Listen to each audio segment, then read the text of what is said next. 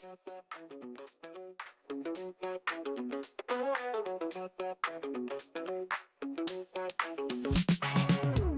to the spot. It's time to ignite. Oh yeah. Operation Hangout. The feeling's just right. Chilling with the crew. We're ready to groove. Opinions flying high. Come on, let's move. Hang out all night long, all night. Laughing and debating, playing our song. Oh yeah. Share your thoughts, don't be shy. Don't be shy. Operation Hangout, let's reach for the sky. Let's fly. Pull up a chair, let's get in the zone. Voices blending smooth like a funky trombone. Oh yeah. Topics from the heart, making us think. With a twist and a shout, raise up your drink. Cheers! Hang out all night long, all night. Laughing and debating, playing our song. Oh yeah. Share your thoughts, don't be shy. Don't be shy. Operation Hangout, let's reach for the sky. Let's fly. Bring it down, shake it up, feel the beat. With every word we share, the circle's complete. Living loud, think it proud, that's what we do. Oh yeah. Join the club, come on through, we're waiting for you. Alright. Hang out all night long, all night. Laughing and debating, playing our song. Oh yeah. Share your thoughts, don't be shy. Don't be shy. Operation Hangout, let's reach for the sky. Let's fly. Hang out.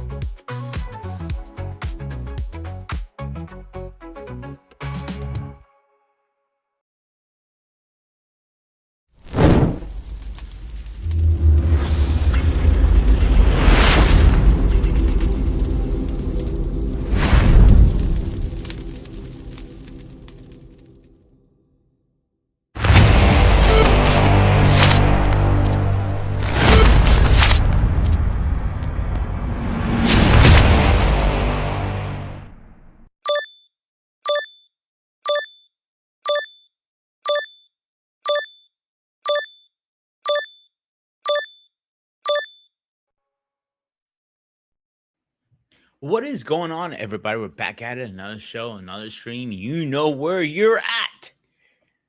Spartan Institute Network. I am your host, the Spartan. How is everybody doing tonight? Tonight, we're going to have a nice show. A conversation that I think is overdue at half this point. With the flop of Black Ops 7 and some other games coming up. And I'm nervous for this year. I did a show recently. Was it recently or a year ago? Something about a year or so. Let's say in the last year, because I don't remember exactly when we did it. Is the crash of 2025 gaming? I still think it's coming. I think the gaming world is going to crash hard, and it's going to hard, and we're going to be shocked because these developers have gotten lazy. A lot of games that are not coming out are not done yet. They suck. The patches they want. Before we get into it, let's get my little Twitchy helper. I think I'm gonna change the name from the UK brother to UK Numbnuts. Mr. Numbnuts. You and your goddamn freaking camel toe. Well, I'll just do that then. Come on, just give me one good slap for the start of the show. Nah. Please. I'm asking nicely. There we go. I hope you bloody enjoyed that, you buggers. I'm a sick fuck. You know this. Oh yeah, I totally agree. All right, Greg. You're a fellow gamer, correct? Yes. Do you think games suck these days? Yes. Please explain to me why. There's no heart in them. No. Okay. They used to have a lot of heart into them. Okay. Put Tomb Raider, for instance, and a story. It had heart. There was a lot more into the game. Time out. Which Tomb Raider are you talking about, first of all? The first lot, the first Your four. original PS, was it PS1 or PS2? One. The first four, PS1. Okay. But the remake was a pretty good game. I liked it actually.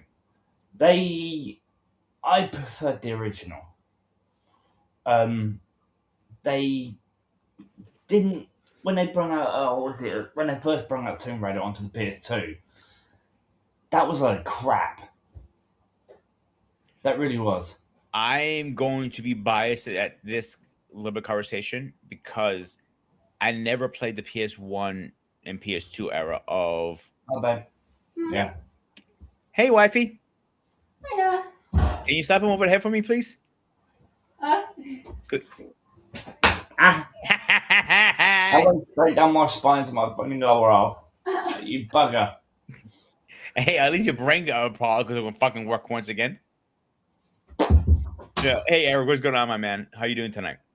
Okay, Come and so join, please. Tomb Raider, in the first generations, I didn't play those games because I was into different games at the time. All right, so I don't say I missed out, but I kind of did. But the new ones, the reboot, remake, whatever you want to call it, they were good games. What's up, Wally? Please join. Yeah, I'm gonna I'm gonna drop that link right now. Actually, hey, give me one quick second. Let me. I said it's like Halo. All they did was really repaint it. Yeah. Before you move on, hang on. Let me post my rules for it, guys. You know the routine: no personal attacks, threats, avoid language. It depends on what we're talking about, of course. I don't care if you use the F bomb or whatever. I'm talking about more like calling somebody a C word, stuff like that. The N word, stuff like that. Racism, general, all that stuff. Sexual harassment, all that stuff. If you want to join the stream, simple, guys. Use all the rules. Very simple rules. I don't ask a lot. No smoking on camera. No eating on camera. Please dress appropriately. Camera must be on. Mic must be on. And have fun. I have to add that rule. All right. Go ahead, Greg. I'm sorry. I apologize for cutting you off.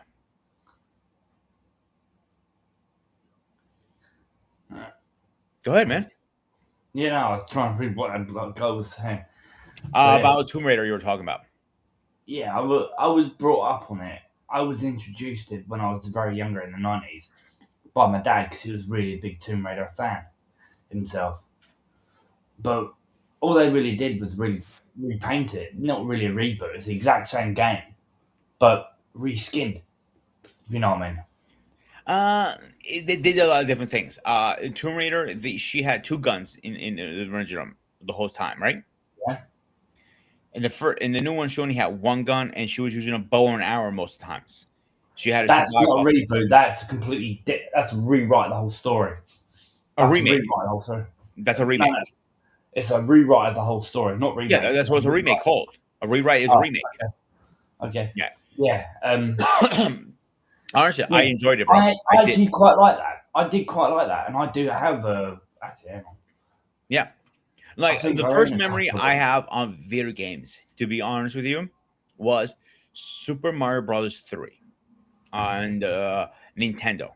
That was back in the 80s when I first came. You know, my memory goes far as back. I can remember at my age. Don't you make a fucking comment. I swear to God, I'm going to slap you myself. That's what was the hype. Mario. Everybody wanted to play Mario. Yes. Yeah, Mario was brilliant. I'm sorry? Mario was brilliant. Not all of them. And like this goes back to what we were just saying. You had Super Mario Bros. 1, good game. 2 flopped completely. 3 was an awesome game. Super Mario World on Super Nintendo was an awesome game. 64 was an incredible game. It wasn't their best, but that was the first time they were actually flirting with 3D. Yeah. Now, I personally didn't like this ones. Luigi's Mansion, not a fan. Mario Sunshine, not a fan. Not played it. I'm sorry? I've not played it. Didn't like them. The new Super Mario Brothers, that was on the Wii. I enjoy that very well. That's example. Do you have good games and bad games? What is the difference between those games that flopped so bad versus the other ones that were very successful? There was a lot of heart in them. People really enjoyed them, and if there was any problems, people fixed them. They they ran the game multiple times before they released them. Whereas today, Mhm. they release them right with problems, and people have to give them feedback on the game and tell them. You see, here you just hit it on the nail. There are problems on launch day. When Mhm. you get a game launching day one, hear me out, day one, right? When it's day one and you need a patch on day one to fix the bugs, that is an issue with me when I'm dropping 50, 60, 70, even $80 on a game. Yeah, Like, okay, let me ask you a question before we move on. Which three consoles do you prefer playing on? I don't care if you own it or not right now in your life. Nintendo, PlayStation, or Xbox? Nintendo and PlayStation. And give me a reason why. And I said, I've had them, and I actually own the first PlayStation and a Super Nintendo. Mhm. And I preferred the original Nintendo, the one with the cartridge door thing. You used to open at the front with the big massive cartridge used to stick in the front of it. Oh, the original Nintendo. And Yeah, Nintendo Entertainment System. yeah. I preferred them. They were brilliant. As I said, I still own the original Super Nintendo. Like, I give you a great example. Game Boy. One little Had game that. came. Didn't really get into it. Couldn't really get into it. That's fine. But you know which game they launched with? It was Tetris. Something very Yeah. small. You connect the blocks, you make a Mm, line, boop, you go to the next line. mm. And you built up the levels and up the levels and up the levels and up the levels. But it was so simple, but done, in your words, brilliant. Mm. All right, we got a comic from Eric. So break down the top five best games and top worst games of 2025 to give us a familiar and reference. All right, let me look that up actually. Uh, Go I ahead, Greg, and try to look can this up. I could mention one game, Ark. Ark Survival Evolved, Ark Survival Ascendant, same game, basically. They did add new dinosaurs and stuff like that in the newer one, Hmm. but yet again, they had problems with the first one, the original Ark Survival Evolved. Alright, and that's been going for years anyway. I still own it. But they had the exact same problem with the new one, all the same problems, but on a different platform of the game. But with newer problems with it, different problems with it as well, on top of it. They never fixed them. When you notify the developers about it, they don't get back to you or they just don't reply. They don't update that problem. They just seem to not care. All You right, can, so the top best games right now, all right, of 2025 was number one was Civilization on the Switch. never heard of it. Uh, GPA Tour 25, 20K 25, a golfing game. I didn't make the Don't do list, guys. sport. Don't crucify me. I'm sorry. I don't do sports. Yeah, Kingdoms coming. The dividing. Then you had where's this? Kingdom is coming two. Tomb Raider remastered. It was Tomb Raider Boom and Rage, tier one. And in last place, the lost record of Boom. Oh no, wrong one. The last one is a Kingdom of Coming. Division 2 was twice in this list. Let me see if I find another list because I don't like this list too much. All right, and this another list is a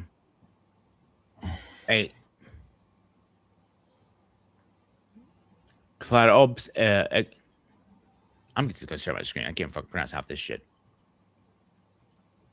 Here we go. All right, here's the list. Make it easier on everybody because my pronunciation is not the greatest sometimes. You might want to zoom in a little bit. No, yeah, that'll probably help. Oh, Hold your control and scroll forward.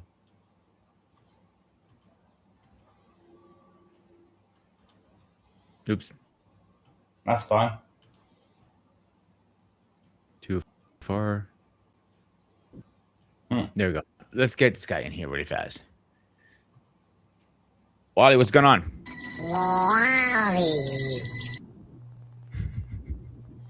Big up, Wally. Well, now that that's over with, what's going on, everybody? Nothing much, man. We literally just started this conversation. We're at the beginning of it, so we're in the middle of talking about. I'm looking about now which games were the best in 2025 and which was the worst ones. In your opinion, as we're looking this up, I'm looking this up. What's the opinion? Why do games suck these days as much?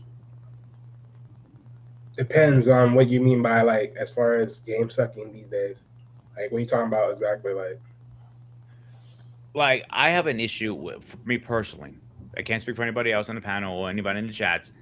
When I'm dropping 50, 60, 70, even $80 on a game, and there's problems with it out the gate. Oh, okay. So you're talking about as far as well, because that's what I was questioning. Because like when you say suck, I mean, are we talking about the game exactly, or are you talking about the day of launch and then there's glitches or whatever? But Right now we're talking about the glitches, and then we'll talk about the storyline and all that stuff.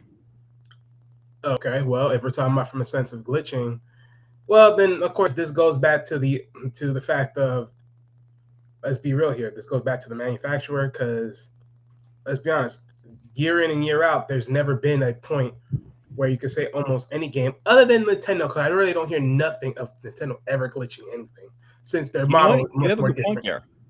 No, seriously, the model is different, so they never have a glitching history at all of any games whatsoever. Unless you modify it and you did something to it, then that might be the cause. That's the cause. But first day out, you never really hear nothing. So that means it goes back to the idea of what's going on with the system itself or the game itself that messes with the system, however it is.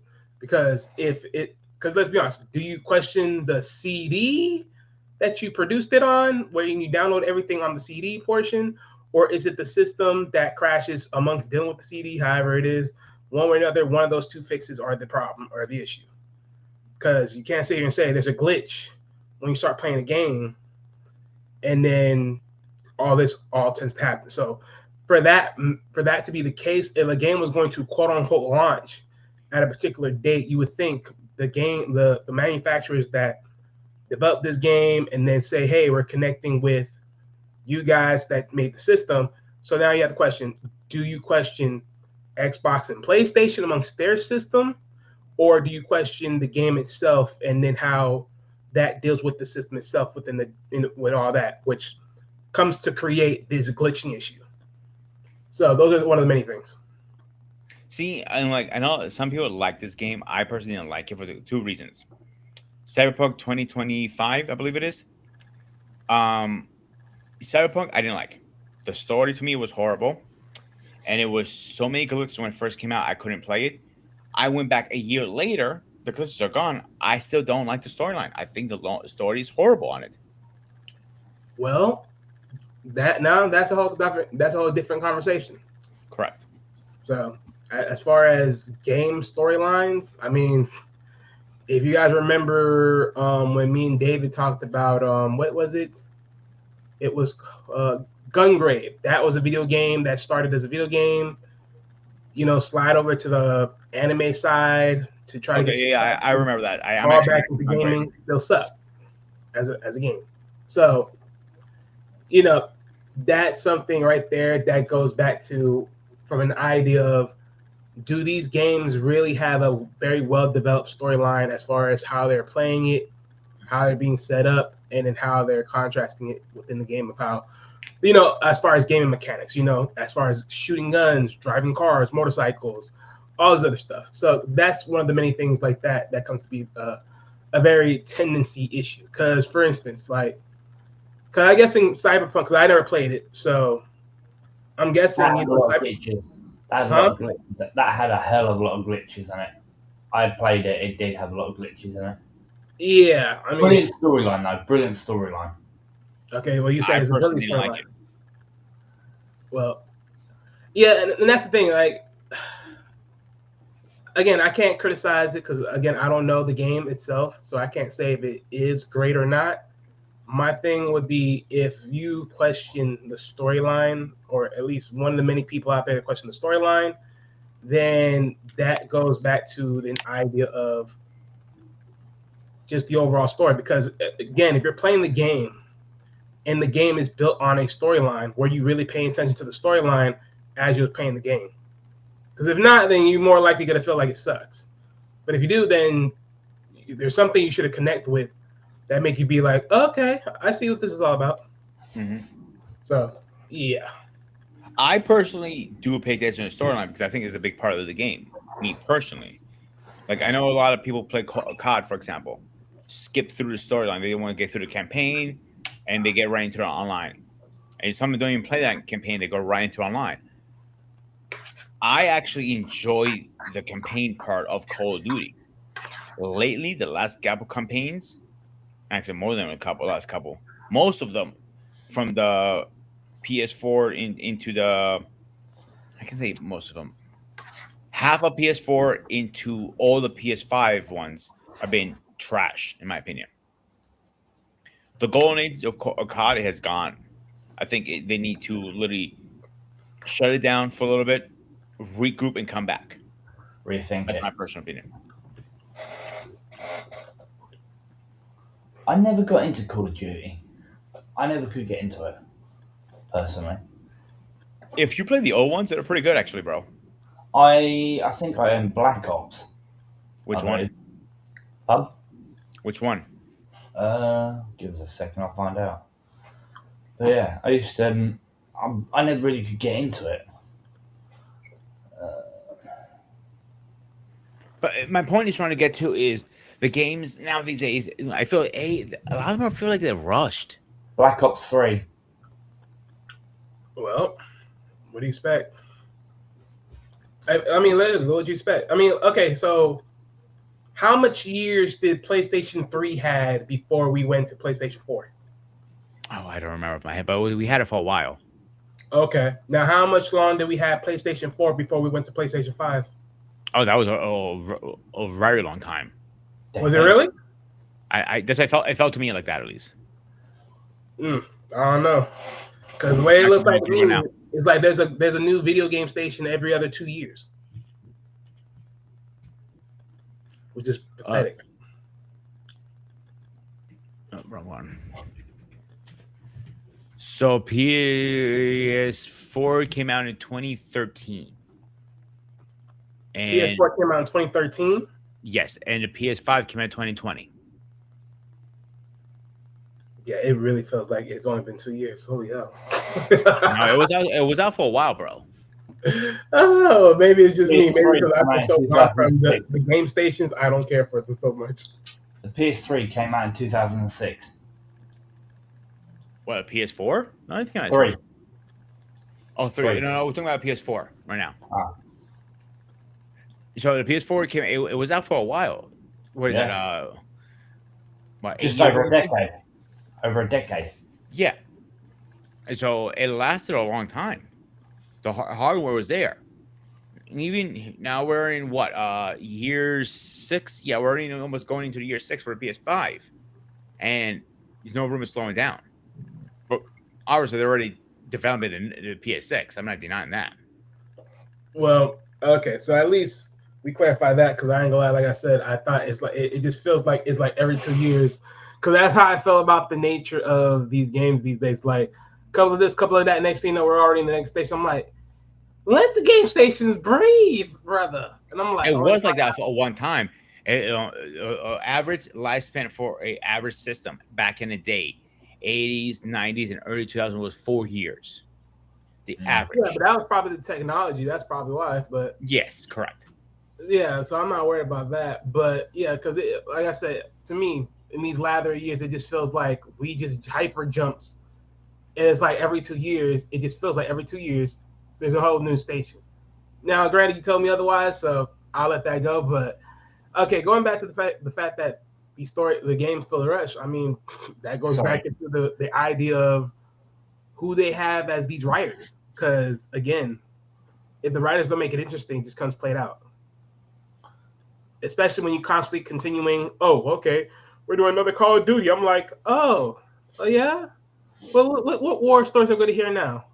Uh, okay. Well, you figure that out. Oh, we got another Black Ops. Oh, really? Oh, what story of the Black Ops we're doing now? Oh, you got another Modern Warfare. Oh, what story are we going with now? This is why people straight up go straight to just online and just go online because the story becomes so stale. See, when Modern Warfare 1 and 2 came out, 2 was the best one of all three, the original Modern Warfares, in my opinion. Can't speak for anybody else, I speak for myself. I enjoy that the most. And now with the newer Modern Warfares, I feel like it's missing the it factor. It doesn't have it.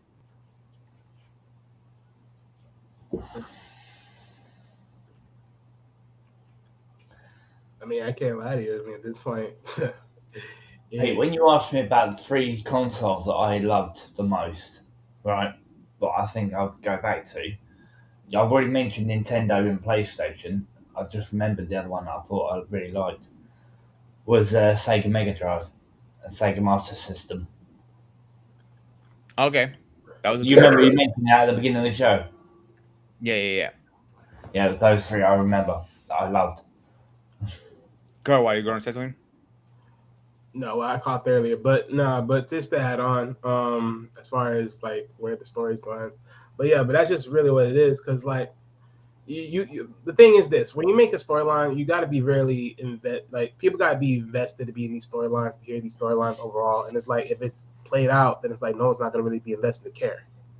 So this is why when you like, granted, like in most cases they're not. If people are not really caring about the story in story mode, they're just testing their limits of just their skill set. Pretty much, they're just going to go through the story, test their limits, go through every difficulty, and then it's like, okay, I completed this story through the difficulties.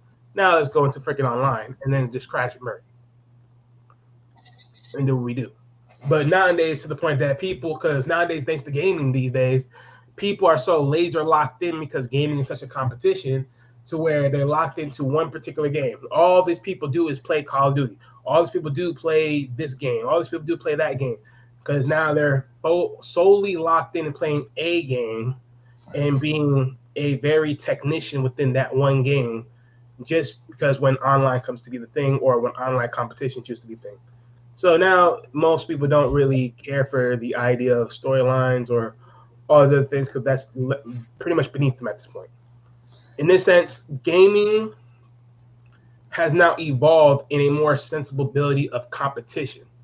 To the point now, storytelling is becoming lackluster, but not because I think it don't becomes care about stupid. stories. It's just because the nature of the game itself.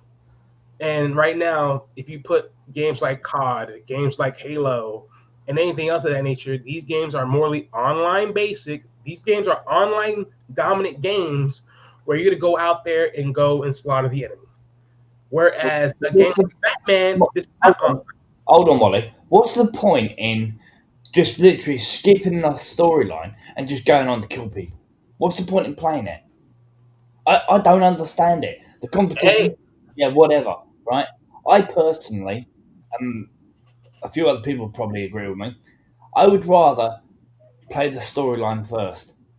Actually, play the game from the beginning all the way to the end, do little secrets, do little story modes, that sort of thing, right? Before I go online. Do you get what no, I'm and I saying? hear you. And I hear you. I'm the same way. That's what I'm saying.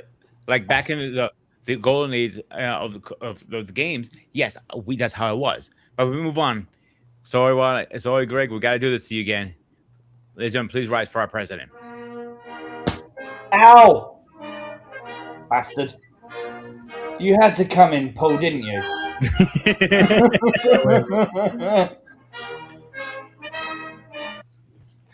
Mr. President, how are we doing tonight? Pretty tired. Very active day. Started with a 6 mile walk. Got my training in. Had to shovel Only some 6 snow. miles. 6 miles, yeah. I'm very disappointed, Mr. President. It should be 12 miles. Mhm. Hey, I used to walk 16 miles when I was a kid. Yeah, barefoot both ways, right? Yeah. All right, Paul. We're right now. We're talking about the routines, the gaming, why they suck so much online between non-online. I know you're more of the 80s and little 90s, right? Oh no, oh mostly 80s, Early 90s. early 90s. So, in your opinion, what are we missing now versus back then? I have no idea because in the late 70s, into certainly the early 80s, well, certainly through the mid 80s, the issue was volume. The issue was space. The issue was processing power and storage. You had 4 bytes, then 8 bytes, then 16 bytes. 16 So again, you had to do a lot to get to get a lot out of those limited resources to be creative with the resources that you had. So now it seems like you have unlimited. I mean, the processors, the amount of RAM that's available now is infinitely greater. So I would say now the only thing that stop you now is, I guess, the creative, the thought process behind the games. Now, back in the day, there was certainly a lot of copycats, right? Like you would have a game like Asteroids or something like that, and then again back then you also had probably over a dozen gaming consoles back then. This is prior to the crash of 1983, and everybody was basically making the same game. They just, because of copyright or whatever, they would just name it something else, but it was essentially the same game. So there was a lack of creativity. There was also a lack of quality because, again, you couldn't rival the stand-up gaming consoles back then. And so that's something that really led to the crash. Too many gaming consoles, games of poor quality, especially when ET and Pac-Man came out. Those were major disappointments when they came out on the Atari 2600. And people had enough of paying premium dollar back then. You'd spend $20, $25 on a game back then in the 80s. In today's dollars, that's significant money. And you didn't have the and again, the quality was poor, but again, you were dealing with limited resources. I mean, you were dealing again with sticks and twigs back then. So I don't know now. You have every resource that's available at this point, and it may be that the gaming experience is tapped out. I mean, how many single person shooter games can you make? I mean, if you have Halo and Doom and Call of Duty, and we get it, you go around and you shoot bad guys. I mean, how much you're going to be able to do that? So then you have games that are storytelling, like Grand Theft Auto and all of its iterations that are out there. So again, so again, how creative can you get? I don't know, but I think today it's much more of a creative problem, whereas back in my day it was definitely a technology problem, and that technology problem has certainly been solved. So if people are making games of poor quality today, I don't think you have any excuses, unless you want to say that again the thousands of games and titles, even on the three major platforms today, between the Nintendo, Xbox, and PlayStation. I mean, I don't know how many titles are out there altogether that are currently in circulation. Not to mention the games that came before it and all the iterations of that. Maybe they're just tapped out of ideas. I don't know. The same game over, just making it look. Yeah, pretty. it's just another. It's the game experience isn't any different. That's why I was thinking that the 3D games, the ones where you put the head piece on, and that would be like a new kind of gaming experience that people would enjoy, or that would be like the next evolution As in much I gaming would want be to that kind agree of. with you. I'm sorry. I want to agree with you 100%. For some reason, 3D game or VR, I should say, let me rephrase that, VR gaming has not picked up like that. It has not launched like that. PlayStation has their VR for system. Xbox just came out. You have the Oculus, that is the most popular VR system out there. It hasn't really picked up steam like that for some reason. Don't know why. Yeah. Something So that so is yeah. So I don't I know where mean, I they think go. it's just not accessible for people to care for it. I mean, I mean, granted, you have to think of it like this, right? Okay, you bought one of those 3 virtual world gaming stations, right? Okay, cool, go for it. But then where does that lead to? How do you get the games? How is that integrated into that Oculus overall when it's time to play it? And then how does that game experience really play out? Because honestly, if you're in that and you're playing a game of that magnitude, then it's like, what are you really going to do in that magnitude anyways? Like literally. And you got a For great me, point there. And Paul had one thing that you nailed it on the head, and you actually made my gears think. I didn't think of it till you said it. They're running out of ideas. Didn't That's think of true. that till you said something. Well, they've been doing that for years. They've been doing remakes for years. If you look at Half-Life, the first one, that came out back in 1998. Yeah? They did a remake of it called Black Mesa. The Okay. exact same game. Didn't they? Wally? no, because I was just gonna add, right? Because just right when Paul came in, one of the bigger things that we was pretty much questioning was because what I was saying pretty much about as far as the game nature, right? We pretty much went into a more sustainable nature of competing. But then when I realized it, I mean, back in the good old days when we have just the gaming boxes, right? And you put your quarter in, that's really what it's all about. Who gets the highest score? It was all about competing, right? At that point. Then the nature of the game was now you're getting the storytelling of these characters and everything else, and you're learning about this as you constantly develop in the game. That's what people like. But now, like I said before, earlier, is going back to that competitive nature gaming. It's like the storytelling is dead these days, Yeah. unless it's certain games. And those certain games are usually on different stations that they're not really trying to be competitive on. Like right now, the only way you're on Nintendo and you're being competitive if it's Pokemon or you're doing like Oof. any other fighting games that you probably would connect on through Nintendo, which is rare because I don't think a lot of people really do fighting games through Nintendo, as far as I know. Obviously, do a lot of Smash people do Brothers, that. I think they do. They. Well, yeah, but Is that's what anyone I'm saying. else Like playing it? in certain game cases, they don't do it. But yeah, so Is right, it but like, there's certain different ones that they do. But yeah, it's not like the big majorities. But yeah, but like the competing side of it all is like the game playing is just way different. Like if you're talking about just from a sense of PlayStation or Xbox, most people are generating from the Call of Duties, the Maddens, NBA 2Ks, whatever you think about. They're singularly locking into these games, and then they're going out to compete. Mm-hmm. No one cares about the damn storytelling of those games because it's sort of generic. It's like think about it. If you ever played Madden or either NBA 2K, it is the most generic storyline telling ever, especially because you have to make it your own character and you got to go into the game and just go I with the think flow of what's there. I Huh? personally thought always sports games were boring as shit. Well, yeah, but that's what I'm saying. Those games are more lead for competitive play, which is why most people just hook up and go online.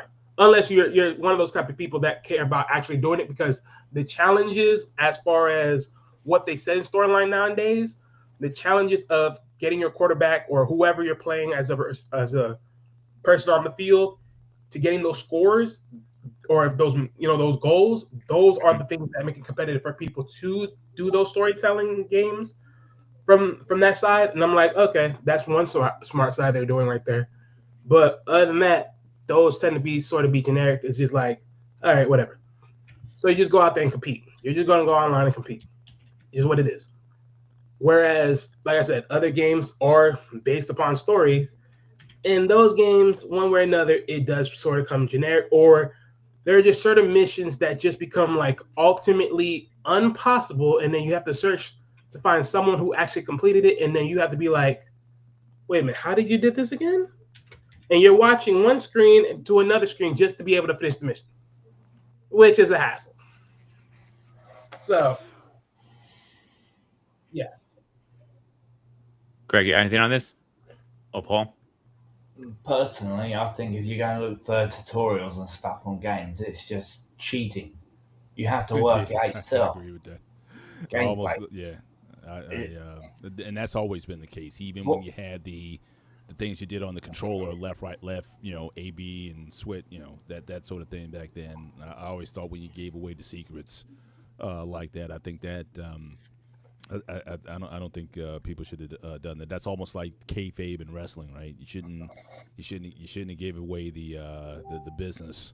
So that other people would get in on it like that. So yeah, I would definitely agree. But Back in the day, in the 90s and the 80s, you guys had strategy guides. yeah, and we shouldn't have. I mean, that's the thing. I mean, if you wanted to be recognized legitimately as one of the best games in the world, you weren't giving those secrets away. Those are things that you had to kind of find on your own. But imagine back then if you had the internet, then there wouldn't be any. There wouldn't be an advantage there. Also, everyone would just doing these finishing these games. And then again, I mean, if you did finish a game, then it was kind of like onto the sort of onto the next one. Like you wouldn't get you weren't buying 20, 30 games at a time and playing them all.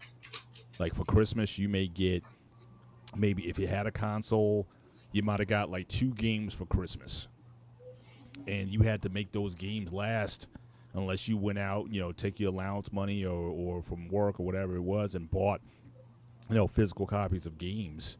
But you weren't going through a ton of games every year.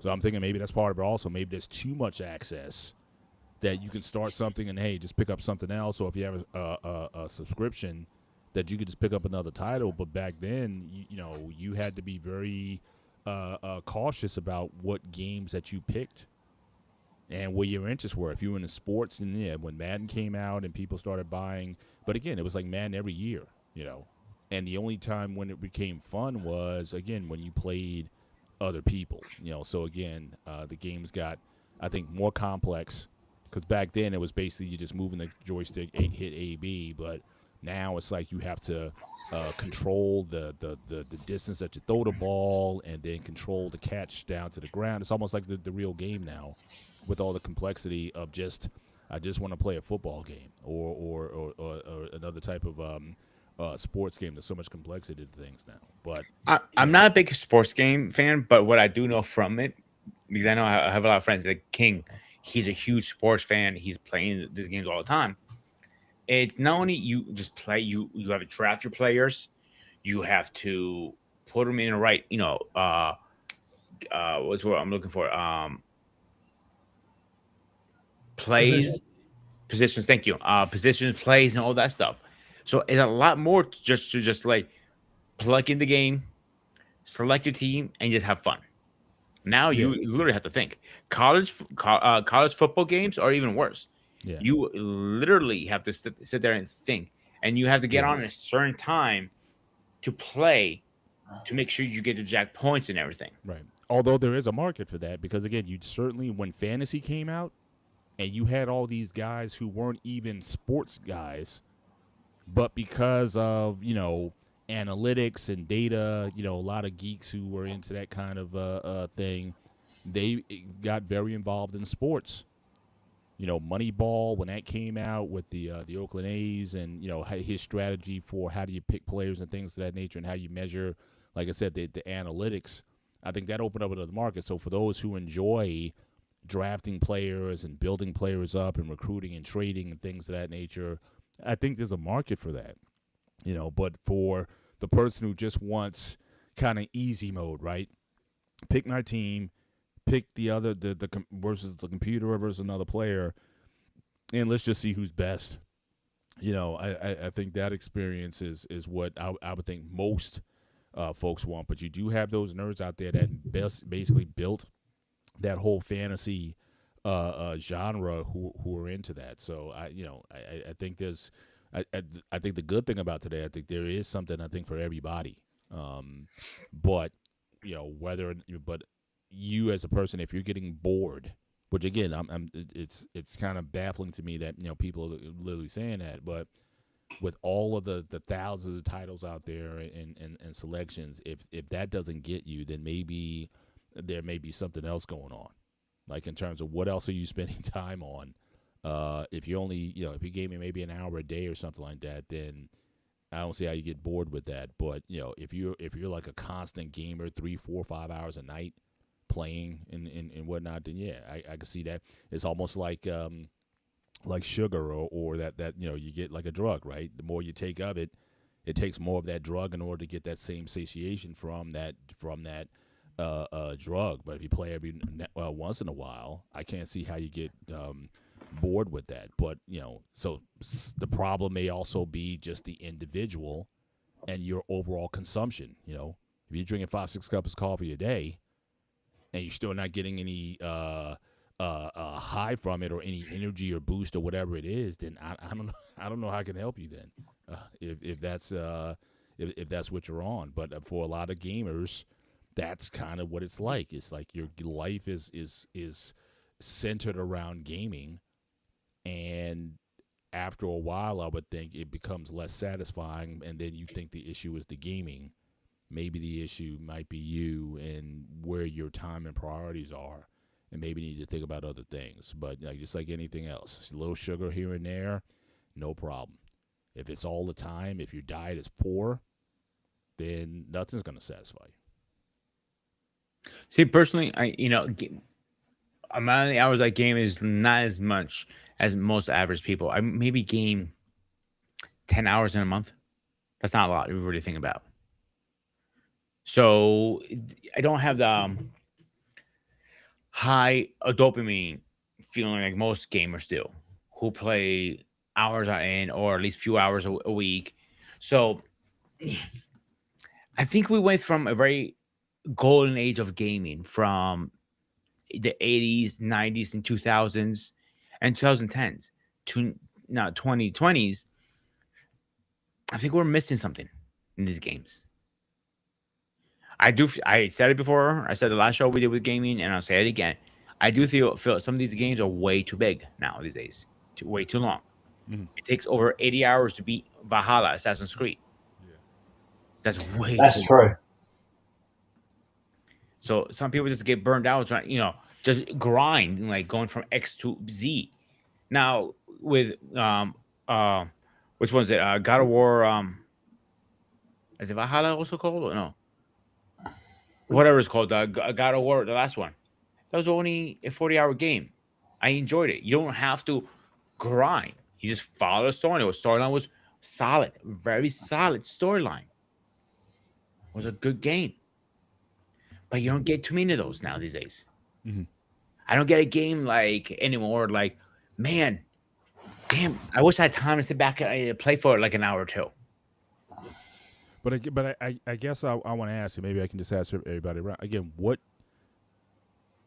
is it about the game that interests you? Is it the graphics? Is it the special effects?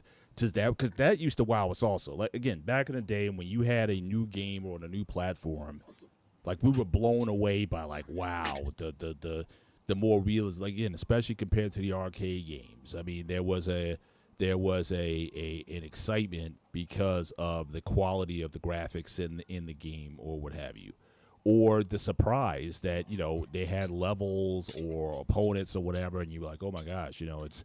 So I guess the question I would have is like, what do you game for? Like, what are you looking for in a gaming experience? If you're gonna put 2 or 3 hours, is it the challenge? Is it the visuals? Is it the music? Is it the what is it that's motivating you? Because I think that again, if you've done so much of it, it may simply be that you're not easily impressed anymore. I'll go because first on you've this seen one. everything. Yeah, I got first because to me it's always been very simple. I don't care about the graphics. I don't care about the music as much. I do care about that stuff, but the number one priority always been to me is the story. The story is most important. Paul, do me a favor. Can you raise your mic a little bit? You're a little on low end. Okay. Thank you.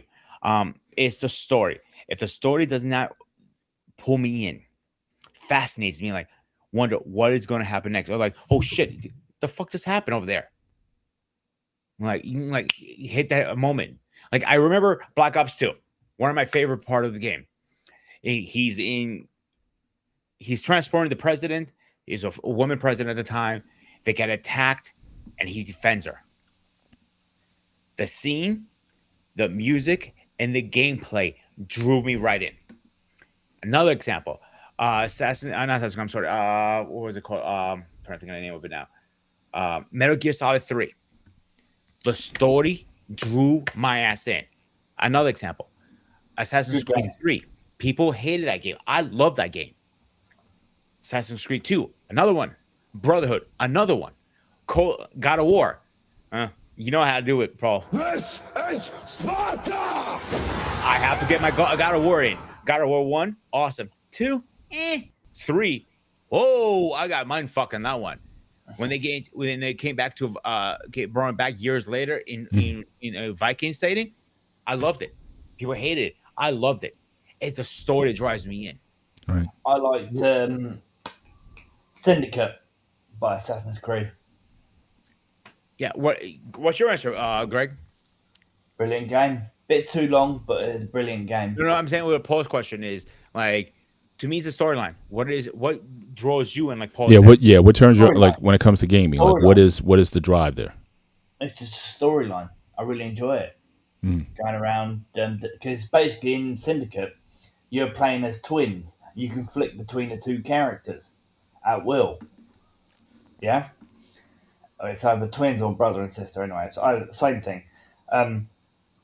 But you have to really get into it.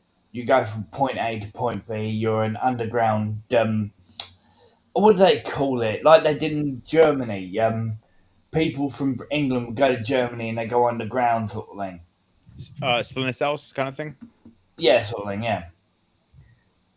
If you get what I'm saying. It's a brilliant game. Brilliant storyline. You have to create your character. Well, not create your character. You have to work your character up so you can get stronger and that sort of thing. If you know what I mean. Like, I'll give you a good example before Wally goes. Do you remember Tom Clancy any chance, the books? Yeah. I didn't read them, but I know the movies that came out from that. Great writer. Can we at least agree on that right now? Me and you. Yeah, I would say so. Yeah. Okay, he made a game. He made a couple games, actually. He wrote a story, a couple of them. Splinter Cell. When I say this was a must game to play just for the story, you might argue with me at first. That's fine. But once you get into it, the first one wasn't as good because they're testing the waters out. But after the second, the third, the fourth, definitely Blacklist. Great game. And now the rumors they might be bringing it back finally. I wonder how it's going to be. But that's my point. The game is insane. Metro games. They're bloody brilliant. Which ones? Metro. The last one that they made, Metro Exodus. That was a fantastic game. Give you a better one too. One of the more recent ones, I think, and I know Paul's a fan of this series. Doom. I've Doom not was played the really- latest one, but the other ones, yes, they are brilliant. I do have Bro, the last one. I'm not talking about the real last one. I mean the last one for. Hang on, I'll tell you right now the name because I can't remember all the name of them. Because this one was extremely hard. I had a hard time beating the goddamn game. 23. No, is it 23 or 21? It came out before then. No, because I've when it played came out both last of them. year, I didn't play the Dark Ages yet. Where is it? VR. Elantrant, something like that. It came out in 2020. I'm sorry. Elemented. That was one of the most hardest games I played in recent memories. To the point, I literally had to put my controller down, walk away because I was getting mad. In a good way, that is. I had to walk away. All right, but Wally, you're up, my man. Wally. All right. So as far as what do I look for in games? Yeah, I mean, what turns you on? What motivates you?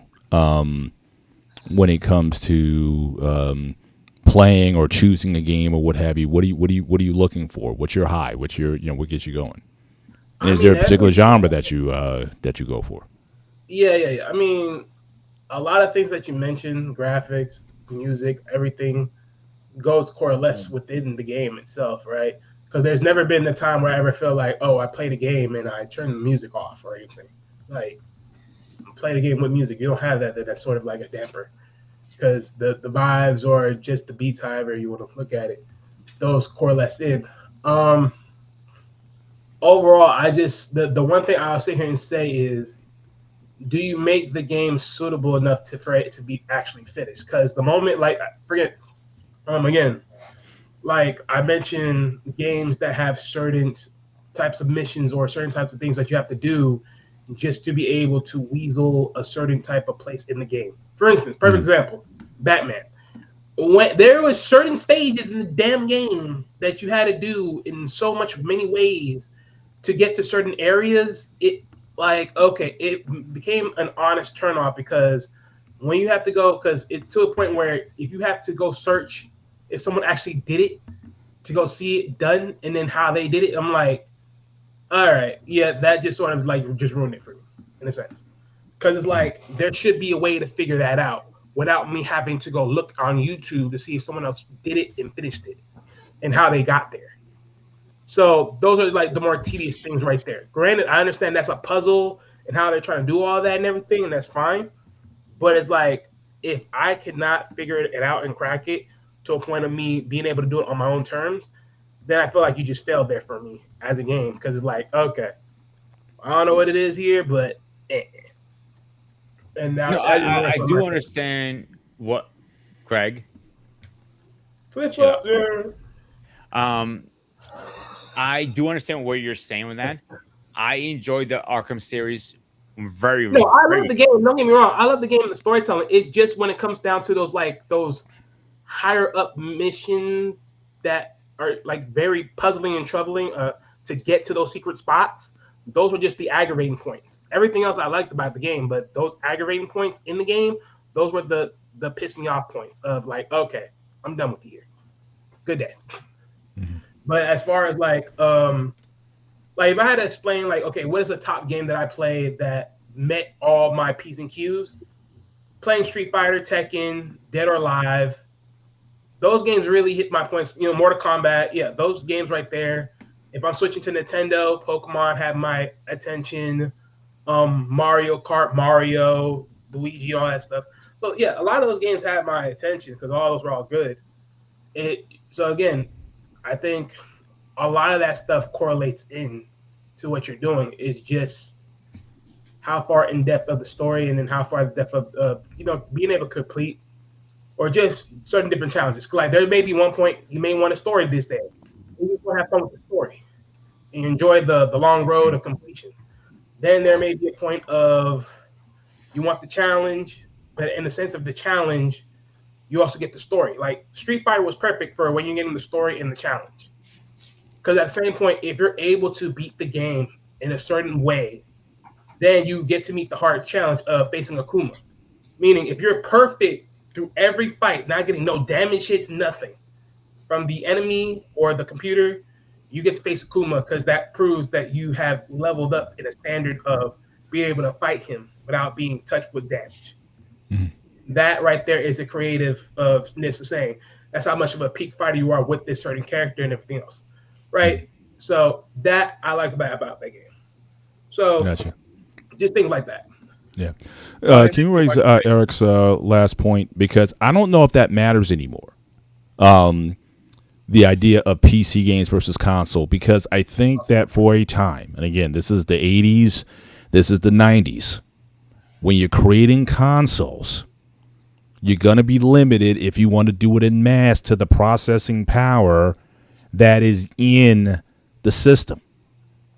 Versus a computer game, computer games for a time were evolving at a much faster rate than that of consoles because of the ever changing and ever evolving processors. I go back to, again, when you got the Intel Pentium chip that came out in the late 80s, and people just started building on top of that. And then, or the Intel 86 processors. You had the 386, then the 486, and then you had the Pentiums that came after that. And then, all those, and then you had the chip manufacturers, when AMD came out with their chips. Basically back then, because I used to build computer consoles, you would basically build a console, it would be obsolete by the next year. Because again, either better video cards were coming out, faster processors, more memory capacity, and we would go to computer shows and buy all this stuff to build these towers, and it would be obsolete by the end of the year. So I think computer games had an advantage of not only superior graphics, but also because you were also dealing with an expandable memory, either more RAM or more memory storage or hard drive space or what have you. The games could be more adventurous. They could be more storytelling. There could be more levels. There could be more. Whereas when you get that game on the cartridge, that's it. You can't expand. And up to, and I forget which system allowed you to save, but up until, again, the early 90s, you couldn't save. There wasn't storage on the device until, I don't know, maybe they made the Nintendo, what came after the NES, Super Nintendo, or the one that came after that, the N64, where you were able actually to save data. In the Super Nintendo. Right, so you couldn't save data. So again, you had a very fixed experience when you played a game. Computer games, they can go as much as how much hard drive space you have. But today, I think that distinction between the PC and the console games, I don't think that really matters anymore. But it certainly did for a lot of years, and PC games for a long time were superior in a lot of respects to their console counterparts. The only thing there was a lot of those consoles had exclusive licensing deals with certain entities. So a lot of those games you couldn't make on a PC because of the licensing that was going on at the time. So computer games weren't in the mainstream like that. But if you want to talk about just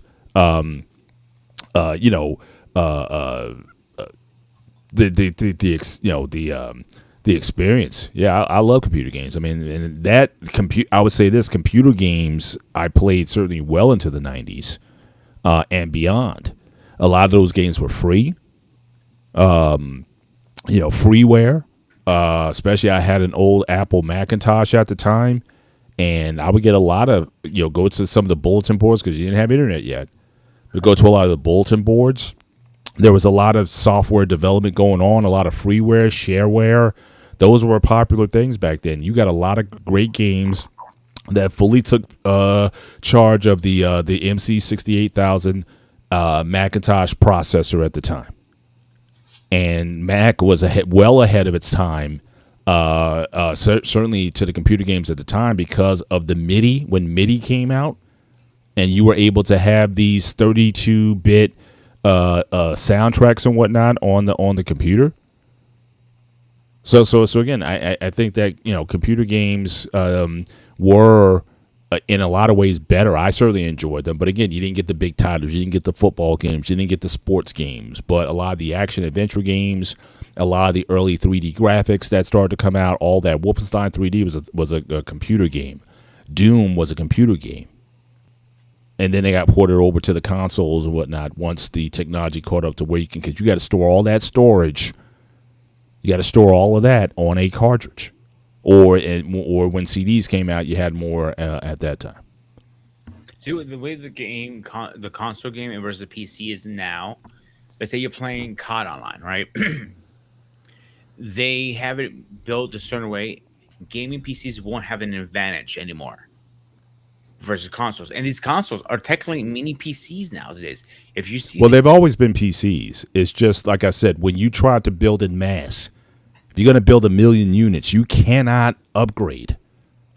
Think about it. They would have had to come out with a new Nintendo or new Atari, whatever it was, every year, because that's how the computer race was. Mhm. When 386 came out, they had a 386 DX, and then they came out with the 486, and then again, different so levels. on. And then it's like every year, you had the AMD, you had the A4, A6, A8, A10, A12, you know. They were And mad. now with the Intel, the i-cores, i3, i5, i7, I don't know where it is now. I don't even if they even make i-core. The laptop I'm on now is an i7, which 5 years ago was considered a very. They make What's that? i9. Last time I checked, they make i9. Yeah, but I'm just saying at the time, I- i7 was like the top end Yeah. My PC Pro. processor. Yeah. my PC is i90 plus. It's new an i9. I'm sorry. Basically, the latest CPU would be 14th. I don't know if they bring it out yet, 15th gen. But it's Yeah, I'm 14th saying I'm gen not.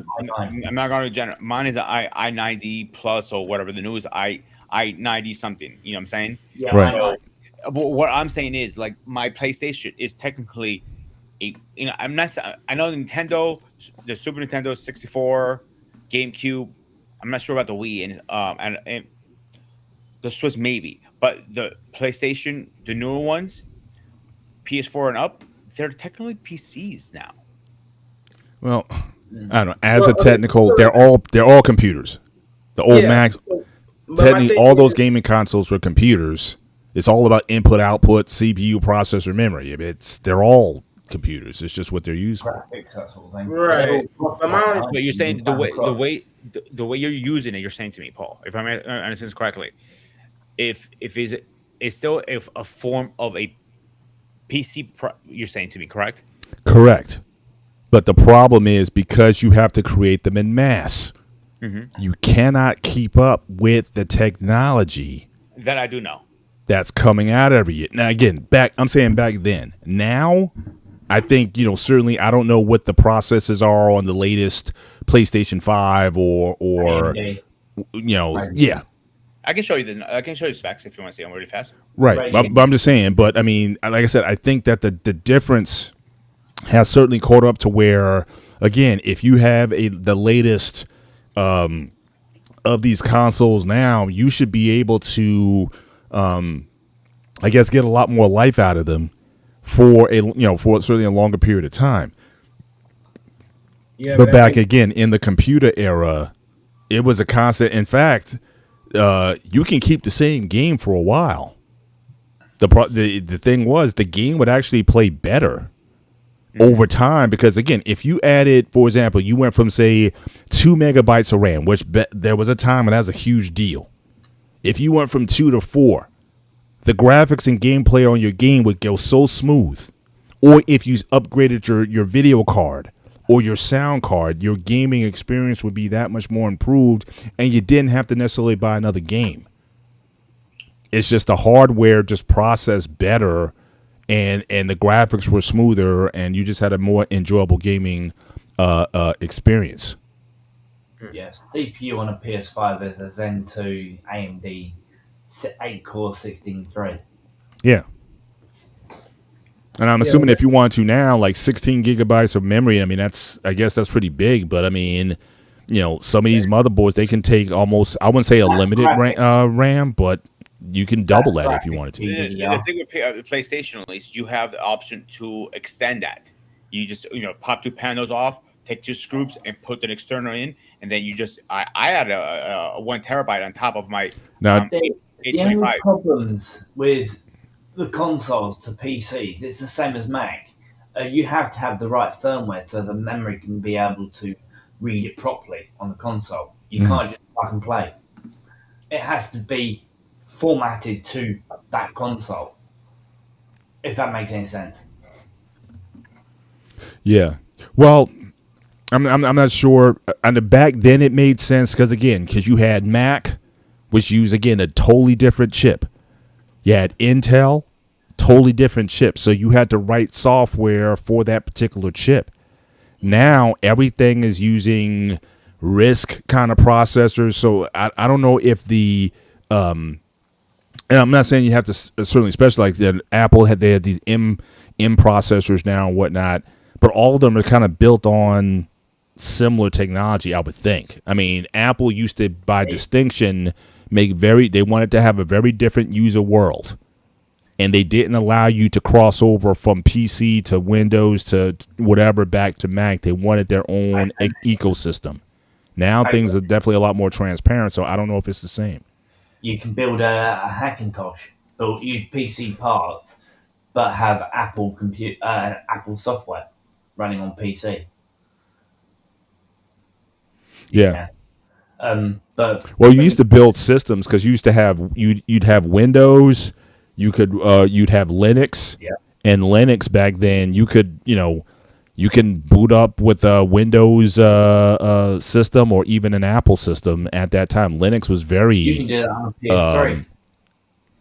Yeah. You can put Linux on a Yeah. PS3. You can put Linux on an Apple. I actually did one Right. about 5 years ago. An old DDR2 Core 2 Duo Apple Mac computer. I've actually got Right. one sitting in my garage. But yeah, Yeah. with the process, I think now, I think the difference now that like the engine these games are built, I think you can play them on almost anything from a PlayStation, Xbox to a Switch. yeah, crossplay. As long as they have the license for that platform. It's classed as crossplay. Play across Yeah, both like different I think platforms. Wally, you agree with this one. Like I don't know if you played it, but the engine they use for the Arkham series and the Spider-Man, I'm not sure if it's the same engine, but it feels like this. It is the same engine. So I thought the Marvel Spider-Man was a great game. They did justice to the character and everything. It's one of the best The Spider-Man games. last time I played Spider-Man was on PS2. That was years ago, though. I've not played the Bro. newer ones. I'm telling you right now. CQ, my buddy, he's a humongous Spider-Man fan. I mean, humongous. And he owns an Xbox. He refused to get a PlayStation. Now, he has a Steam Deck now, and he's able to play Spider-Man, Marvel Spider-Man, the first one, and he enjoyed it. From my understanding, I might be wrong if he finished it or not, but from what I was told by him, the Spider-Man game to me was one of it should have been the game of the year, in my opinion. But that's my opinion. But that tells you right there, the engine makes a huge difference now these days. Well, What? so to go into that, because just to go into what Eric said about is there the distinction between PC and console? I mean, right now every console game you think about is on PC because just like what Peter said, Steam has made it to a point where now consoles are really like a lackluster thing because you can really just pay these games on your PC. All you have to do is just have a Steam account, and voila, game over. Or you can have an Xbox account on your PC and you can play your Xbox. Right. on Same, PC. yeah, same ordeal. So, I mean, well, granted, that sort of limits the things, but that's why I say Steam. But yeah, but overall, just having Steam just makes the whole thing a little bit more easy. Especially if you're someone that's a PC head and you're willing to buy a PC and buy it custom and put all these things in there, if you know what you're doing, it just makes the whole thing easy. So it's like, to me, I don't even have to waste time to consider buying a console because all I have to do is be like, well, I have a Steam account. Let me find the game I want. Oh, this is how much it costs? Cool. And then 9 times out of 10, Steam has discounts, so these games could be discounted. And then guess what? You buy it on discount. So you ain't really wasting your time dealing with anything else other than just buying the game, owning it from from your account, and then just making sure you have a game controller that allows you to play the game right then and there. So that's why I say, yeah, definitely these days consoles are one way or the other. So now, yeah, coming back to the overall topic of why games suck, then it comes back just to the game itself because consoles are not even a thing anymore. See, one thing about back in the day in early 2000s with trading games with GameStop, for example, that's one thing I did a lot. Once I was done with it, I traded it in. I didn't get top dollar, but I got something out of it. And if you had a pro account, you get a little more credit for it. But they got so greedy to the point like you trade games and like you're getting nothing in them. That's why a lot of people got pushed to digital. Digital is the way to go. You don't buy Yeah. physical media anymore for gaming. I don't know anybody who buy physical media for gaming anymore. To be But honest that's with the thing, though. But why would they need to nowadays? It's like now, you. because think about it, digital or having physical copies. That's pretty much. Not only are you buying the physical format, but now it's like you're taking up space in your own home for that physical format. Mhm. So it's like at this point, you have to ask yourself, would I rather just get it on a computer without adding more space to my home or my surroundings, or would I rather just buy the console just to say I have it in front of me? It sort of just comes like really a waste of time. I know. I personally always prefer a console. Um, just because the game, my type of gaming style is all the games I like is always been on PS5. So it's very few games that are like maybe one game or two tops that might be on Xbox. I could play on my PC, but I prefer sitting on the couch and relaxing and playing. That's my style of gaming. Everybody has their own way of playing. I know people who buy monitors, gaming monitors, to put their consoles on. Each their own. Um, Saying that again, to me, I feel I like the feel of the console better. Personal preference, of course. Even if you have a controller, because that was the thing too. I mean, a lot of PC games early on, you had to play with the keyboard, or until they created interfaces that would go into your whatever bus or interface that you had. Right, it used to be something you used to have to plug the controller in the back, but even using the same controller that you would on a console, you still prefer the console experience. Absolutely. Like I played one or two games on my one of my PC. It was my Dell, and my Dell was able to handle it pretty well at the time. So it was Doom 3, I think was it? Decent game. I just didn't like the feel of the keyboard. I didn't have a specific controller at the time for it. And now the way the controllers are, I can take my PS4, excuse me, my PS5 controller, connect it to my PC, and that's fine. Back then, you Yeah, couldn't do that. yeah. The other one I played, it was a decent game. Again, I'm not a keyboard playing kind of game or mouse.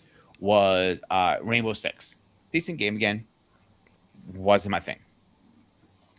Not been a big fan of Rainbow Six. All right. I'm not doing that. Speaking of keyboards, is there? I mean, not keyboards. Controllers. I mean, obviously, have controllers basically. Because again, I haven't played, so I wouldn't know. But have controllers basically been the same for the past 10, 15 No. years? Has there been any kind of? All right. So what's been the biggest advantage? And again, do you like where the controllers have gone these days? Is I it do. too many buttons? I remember one time it got ridiculous. They had like 6 buttons and 2 sets You of know what? Let controllers me and go to my whatnot. PS5 So it controller was- really fast. Hang on a second. Well, the difference between a PS5 and a normal PlayStation controller is just the difference in shape. You just get one extra button in the middle of the PS5 and a PS1. Right, it's like what the touchscreen version, stuff like that. Yeah. But I mean, for me, Right. as far as the controllers, I mean, definitely they evolved over the times.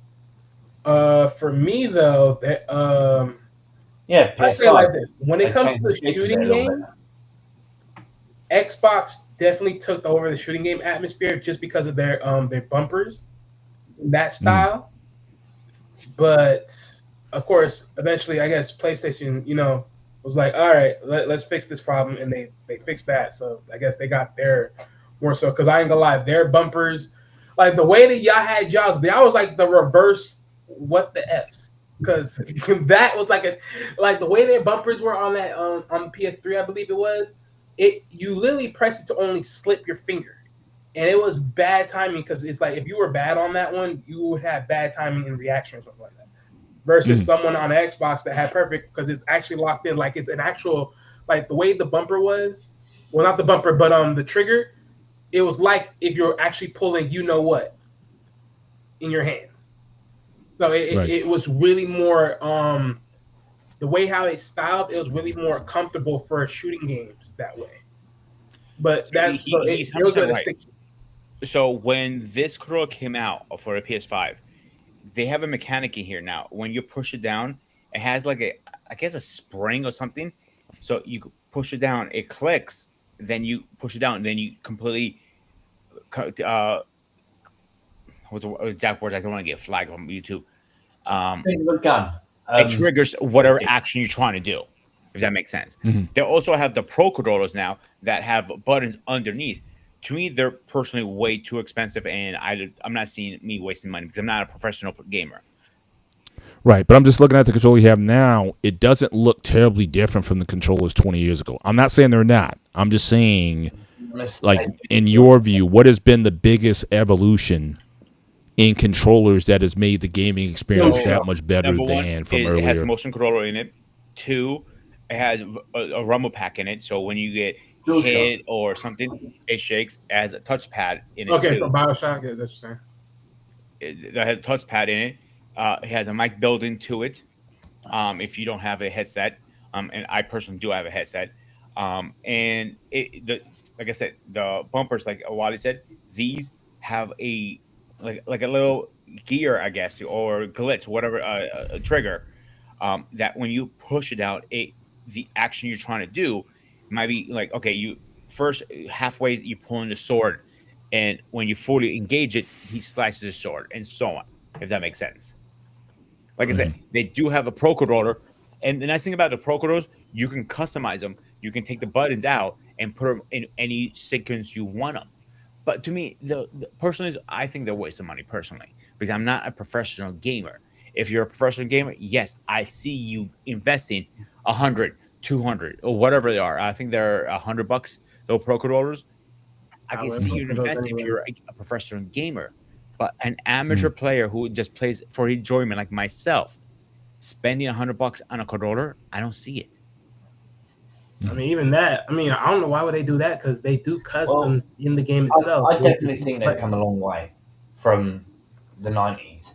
Because you remember, right? Yeah, 'cause wireless you've got the definitely, that's the biggest thing right there. hold on, Molly. Right, you've got the Dreamcast controller. You've got the Xbox, not Xbox, the Super Nintendo, not Super Nintendo, 64. The controllers, they were weird. Yeah, and if you want to be able to have a rumble pack, you have to have an attachment to go on it on the Super Nintendo, the 64. The same with the Dreamcast controller. Yeah, you have to have an attachment with it to have it to either vibrate or save your game. PlayStation, the very first one I ever played on, didn't have the little analog sticks on it. The very first PlayStation one I had. And when they did, I thought that was brilliant. But They did it? Eh? Pardon, Molly? No, I'm saying you saying the analog sticks they didn't have on the first PlayStation 1. They didn't. No, they didn't. Not the very first PlayStation controllers. They must have all those because I swear they did have them. No, the first ones, when they were launched, the PS1 was launched. The first batch didn't have the Okay, the analog stick. Yeah. Okay. Analog, so the thank first you. batch. Okay, because I do remember the original ones. Yeah, they didn't have them, but I do remember later on they did put them on. So They that's did why- have them later on. Yeah, that's what I'm saying, Right. like one of the most weirdest controllers ever made was the 64. It looked like a big W. It was like you didn't know how to hold that damn thing sometimes. Yeah, And that's what I was on Yeah, I ain't about. gonna lie, Dreamcast was probably one of the more. It was too bulky. I can see that. I can see bulky on that one. Yeah, because it was one much that more hurt bigger my than an fingers the Xbox most. controller. I'm sorry. It was much more bigger than the Xbox controller. Last time I remembered. Yeah, I agree on that. The one that hurt my fingers because it was the technology at the time. Maybe you agree too, Paul, on this is the Nintendo, the Nintendo Entertainment System. The controller just hurts my hands when I play too long on that. Yeah, I mean, after a while, I mean, you would definitely get hand fatigue from playing it because you had the the spindle on the left side, and then the AB buttons, I guess, on the right. So you definitely would get that after a time. So I can see we got the controller that's like the U shape that kind of wraps around your fingers. So now your thumbs are doing this. But I gotta be honest, guys. I still most of the games I played, it was just a controller. It was just a joystick and the fire button. I mean, or like I said, on the PC, you just got good at the control. So like the left side of your keyboard, it would be E, S, D, and X was your left side, and then on the other side, I, J, K, and M on the right side, and you just got good at it. Regardless, now again, it did get to a point where they did started making joysticks and controllers that would work with a PC. Again, when I had that MAME software and I was playing a lot of the old arcade games with that, certainly I would for certain games I would use that controller. But I just got good at just using the keyboard. I didn't need a lot of complexity or comfort, or again, that was part of the challenge. Video game, even in the arcades, video gaming could get very demanding. I mean, you got the joystick you're working on, and you're pressing on the buttons and doing all this kind of stuff here. I mean, that was part of it. It was exhausting after a while. Because arcades kept it the simple. original buttons. PlayStation Flight Simulator thing? Sorry, Remember the original PlayStation Flight Simulator? I do not. I was out the game by then. Basically, I used to play a game called I remember the big box. Now, so I remember the big box. Yeah, go ahead.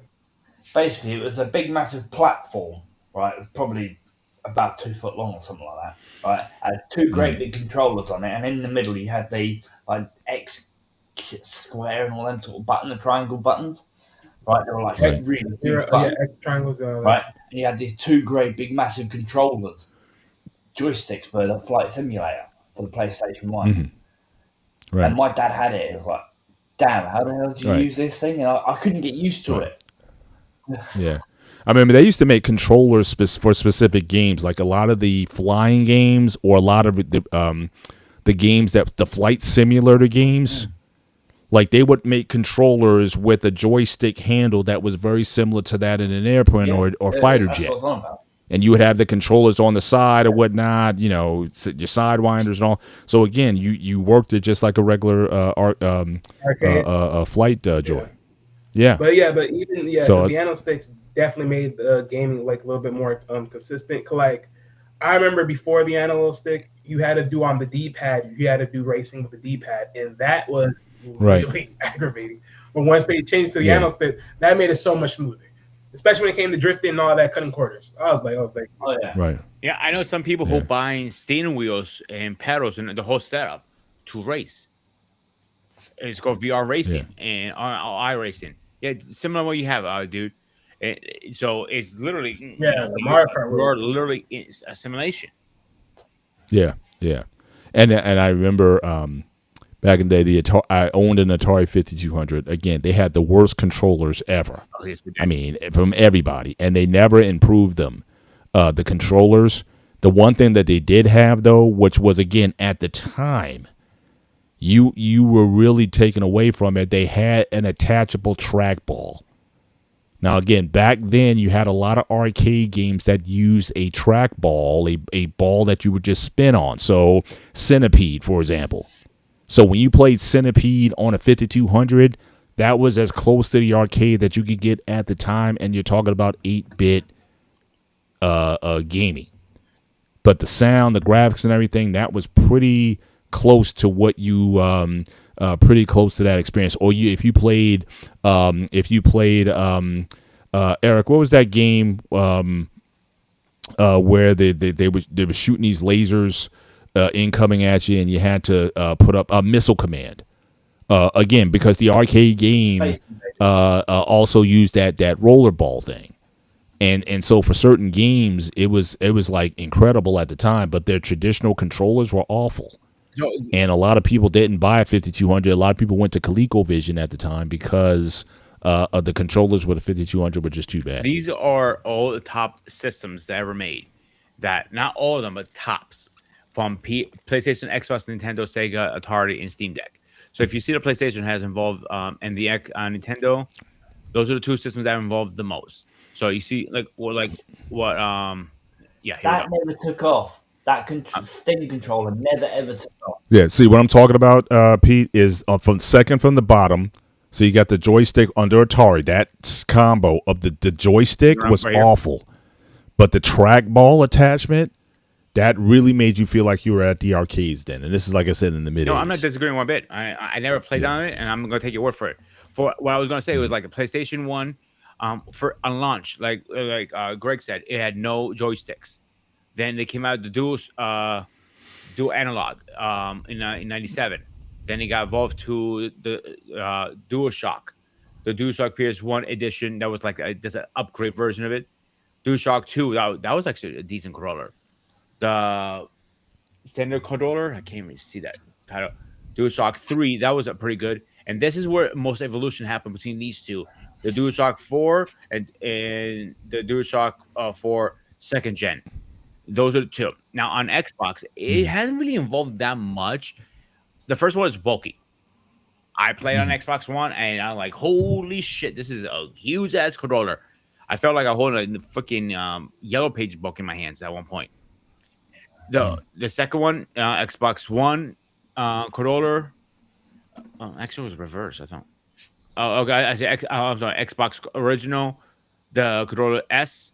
That was the second one that came out for the system. Then it was the 360, and you see how they slims down now. Xbox first gen.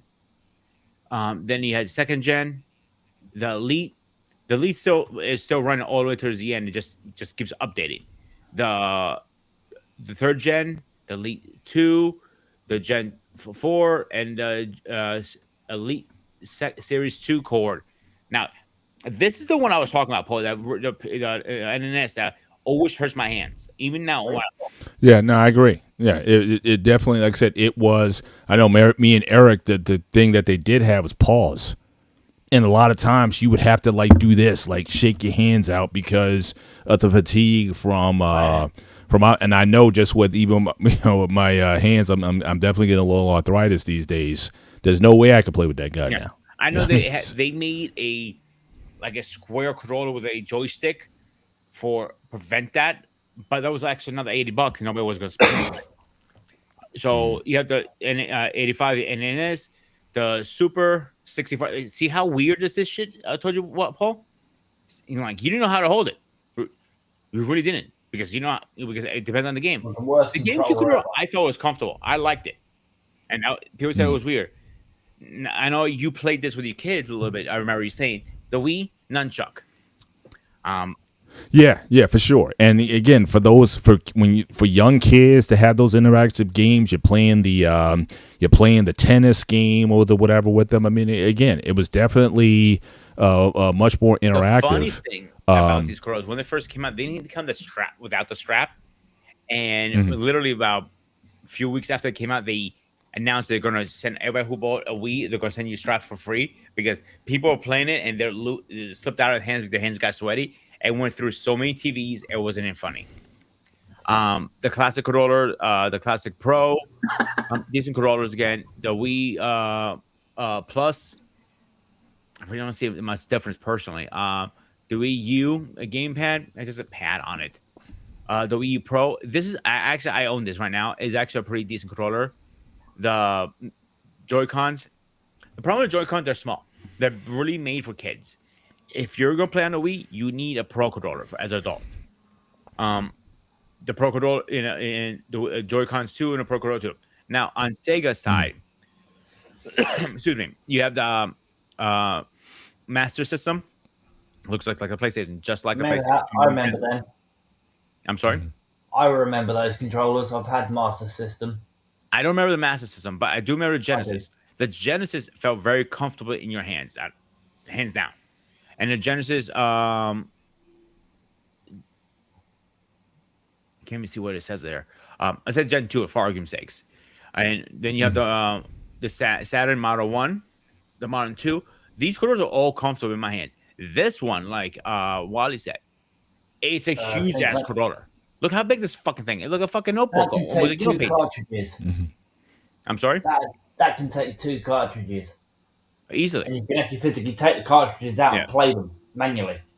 Yeah, I remember playing Atari very little bit. I remember playing with a joystick. That's all I remember playing with as memory. I don't remember the wheel. I don't remember none of this stuff. Yeah. The one thing, just going back to the Nintendo, the Wii, a lot of those dance games. I'm not talking about the Dance Revolution game where you had to step on a pad. I mean, you had that. You can buy the separate attachment and have it. But they had a lot of dance. Like I know my girls, they love this Michael Jackson game. And the way you moved, you had to move the controller, and it somehow they were able to configure that controller to your movement, so you would get points for how accurately you could dance. Now, again, I don't know how you would do that with these other gaming consoles if such games were even available. But again, for girls back then, if you were really into dance and you wanted to, be able to mimic or go or have competitions, you and someone else, and you're going literally doing dance moves like in the game, and you had to match the movements verbatim. The Wii was certainly a great platform for that, and it certainly filled the niche. We trust me, we had a lot of slumber parties and sleepovers with my girls, where that was a big hit. Having that kind of interaction. I don't know if the other consoles were able to do that. They could, but they didn't have the game on the platform. That was licensed for Nintendo only. So they had a PlayStation had what's called the PlayStation Move. Pretty much, you had little Joy-Cons, pretty much, and it had a camera that picked up your motions and with a little pole in the end of the controller. On the Xbox, you had a camera that picked up your motions called Kinect. But they didn't have that. What all the systems had back then, and Eric just mentioned it, and while I just made a comment, it was called Guitar Hero. There was a big, I don't know if you remember it, Paul. I remember. Yeah. And Rock Band followed through, and Rock Band I think is still pretty popular. The problem with a Guitar Hero, that guitar controller, call it for now, if you were playing and you're into it, man, you're gonna fuck up that guitar pretty fucking fast. I don't. Yeah, it was. Yeah. If that was not made to last, to take a beating, because the way you're playing, you're going to string or strong, whatever it's called. And that part is gonna break first. Those buttons you're pushing, it's not gonna. It's the buttons, but up and down part of it, that was not made to take. Quick. I'm sorry. That wears out quite quick, yes, and I'm. It was not made to get abused. I love Guitar Hero. I think it was one of the best games, and I was sad when I heard they were going to discontinue it. I loved it. Right, but to me, that is a very. You talk about why gaming sucks today or whatever. That's such a simple concept. You know what I'm saying? Yeah. You have songs, you have good music or music that you that you enjoy. And the only part of the game was you had to match the colors, whether it be 4 or 6 colors or whatever. And you had to, that's a simple thing, but it was so popular. Even the dance games where you had to step on the pads, the 4 pads or whatever. Yeah, I mean, you didn't have to invent the wheel. Those games are not, so because you guys were talking about story earlier and all that kind of stuff. I don't know if everyone's necessarily into that. Like I said, if you're a hardcore gamer, if you need that, that's one thing. But some people just want to have fun. Yeah. And I think sometimes with these games, it's like it's so serious. You get so tense. You get so stressful. Because, again, you don't, or frustrated because you can't get over a level or something like that. Some people just want to play. I think there's still an audience for that. I don't know if these gaming consoles, if they're even trying to emphasize that anymore. What games are fun? I mean, that seems to be for a lot of gamers. That's almost like an anathema. I mean, it's like, what do you mean fun? I mean, this, you're so serious about these things, and you require so much out of a game. When was the last time you just let loose and didn't care about the score? It was about the people you were enjoying the experience with. I agree 100%. And I just think that, so I don't think, what makes a good game or whatever is, I think we got to get back to that. If they've gone away, even the sports games, they're so complex to play. I mean, drafting, I don't look at as fun, me personally, right? or building your team through the season and all that kind of stuff. I mean, that's like a job. Like I already have a job already. I don't need another job. I game the way I do because I want to get away from things. I want a simpler, less complex way. I mean, I still play solitaire. You know how old I am. Oh yeah, definitely. I still play solitaire. I play mahjong. Oh, I play Minesweeper, brilliant game. which was one of the early games on the Windows 3.1. I spend a lot of my time playing those games. Why? Because, again, I don't want to think. Or at least, I mean, I want a bit of a challenge or whatever, but I don't want to be so invested. Well, The nice thing about those games is when I'm done, I put it away, and I don't have to remember about what the last move I made a few hours ago. there's plenty of games out there that do that. They have multiple different things.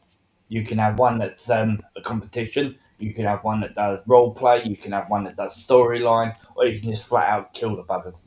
Right, but I'm saying, but when people are asking the question why games are, I think it's in that storyline area. Yeah. Because again, I can be entertained for the 10 or 15 minutes at a time that I may play a game or whatever. I got a baseball game that I still play now that I had for like 5 years. Because I just like in the game where I can hit home runs. I don't know when the home run's going to happen, but I like the game because, and I win almost every I game. used to love playing. But just the thrill of hitting home runs is in the game. Don't know what inning is going to come in. That's enough for me. In the game, I could probably play a game in like 15 minutes or so, and I'm happy. I used to So, play. no, I agree 100% what you're saying. So so with Guitar Hero, I use that for example. It was no thinking, just follow the pattern and play with it. You could download music that you like. Let's say you like Jackson 5. You can literally pay a few dollars and download the song, so you can play for it. Actually, the hardest ones, because again, my girls to have for a while. The hardest games were actually from Steely Dan. If you guys know who Steely Dan is, No. It's an old, it's an '80s band. But the thing is, one of the major guys, they had these guitar riffs in the game. Or if you just listen to any Steely Dan song, like do it, listen to Do It Again, or Are You Reeling in the Years? They got these guitar riffs in there that are pretty expansive. You know what I mean? Or if you listen to The Doors, Light My Fire, that organ piece in the middle of the song that goes on for like 2 or 3 minutes. Again, very complex, very eclectic arrangements that you could really get into on some of these games. So again, finding songs that you like and being able to do it to such a degree where you like nail it. I mean, I think those are. I think that, to me, that's fun. I agree with you. I mean, a little the thing physicality. That's Like before I get into that, the only thing they replaced the Guitar Hero, it was called Air Guitar. The thing with Air Guitar is you had to buy a real guitar and it teach you how to use it in the game. Nobody liked that. Obviously, it was too expensive. The games that did really well for years and years and years, and you agree with me, Paul, with this one, even you're not a gamer anymore, is like games you don't think. Zelda is a great example. Why is Zelda keep coming with good games year after year after year with it? They don't come out every year. But didn't Zelda have levels though? I never played it, but it kind of do and does. The levels are more like as you continue. or was there an aim? Like, did it have a finish? Like, at the end of the game, do you get the bad guy, the queen, or the evil person? Is it Gondar or whatever his name is? You always the villain in the end of the game. Once you defeat him, Like Rayman. story over, done, game over, and you put it away. Go to the next game. Metroid, same thing. But to me, that's still a thing, because again, you can't leave that game because again, you're thinking about the next level or how to get to the next level. I'm saying a game like Solitaire or even Minesweeper. Like, I may play 5-6 games of Minesweeper and don't solve anything. I get blown up and don't solve it. But I had fun playing it. And it's going to be the next time I play, it's just going to be the first one, obviously, what's the first one you press? The first block that you eliminate, and then you go on. I'm saying the type of games where, again, you don't have to think about next time. You're engaged in it for a minute. you get out and then you go back to your business and doing whatever it is that you're doing. But again, I don't want to be That's one of them thinking. time games, isn't it? What's that? It's one of them games that you've got plenty of time on your hands, and you've got a meeting coming up, and you've got plenty of time. Yeah, or I got out of a meeting and I want to de-stress. So I just want to, just take my brain off. Or sometimes, because I can get really absorbed into my work sometimes. It's like, oh man, I've been looking at this thing for 5 hours. I just need to, or if a meeting's going on and it's boring because I don't have a role, but I just got to be there because the meeting is a Zoom meeting or whatever. I'll just wait about the game and start playing something. Y'all talking about whatever or whatever. Let me know when my part comes up and then I'll talk and then I'll be on. Yeah, I mean it's not like I said, it's not that deep. But again, it's the idea is to again pull away from but if the game becomes work or if the game becomes a major thought of my thought process, it's not worth playing. Because that's the thing, play. And when people get so just like anything, right? I mean, the hangout, this is supposed to be fun, right? We get so serious about whatever the hangout topic is. I got heated over the whole book thing versus the movie, But I'm like, this is fiction. I mean, this is. But people get so invested. Oh, yeah. It's like, angry because the movie sucked and the book was so much better. Talk about these kind of topics. To me, they're fun topics to talk about. It's not like, oh my god, you don't like gaming, Paul. You know what? Get the fuck out of my nothing like that. I enjoy it. That's why we're all laughing. I get that. I'm saying, but we all been in fights with people who take you take this way. It's why so, like Joker said, why so serious? I mean, it's just like, I mean, it's I don't let that become such a dominant part of my. Why I personally, in my personal life outside of this, I don't talk sports with people because sports usually cause fist fights. I think you can agree with that. Yeah. Yeah. Well, I don't know. I've never just talking sports. No. Fights at the game or whatever. Yeah, that gets. I've seen people go up. Man, even in the college games, he had 2 times at the last Rutgers game I went to, cops had to throw 2 people out. Because again, once you put sports and you put drinking in, fans get and Craig, I don't know. I'm sure I don't know if you go into football games in the UK or whatever, but I mean, from what they show us over here, those football games are brutal. Like, I mean, savage in terms of how people are interacting. You got cops in riot gear coming out because of certain things that are going on. So I don't know. That's I would be afraid to go to a UK sport like a football game in the UK. It's not like that. It's what I'm not going to explain it. I'm not going to explain it on the stream because I don't want to get you copyright or anything like that. So I don't want to go into it. I can't speak about UK, but I will speak about Greece. When I was growing up in Greece, I remember soccer. I see cops flying. What the frick is going on here? And me and my grandma going out. All of a sudden, we see SWAT. Literally SWAT teams. I don't know what the hell was going on. Yeah, I'm like, riot gear, gas pellets. I'm like, guys, people rip chairs. I mean, both the chairs out of the stadium and throw it at each other. I'm like, oh, this is why grandma doesn't want me to go. Oh, yeah, obviously in Greek.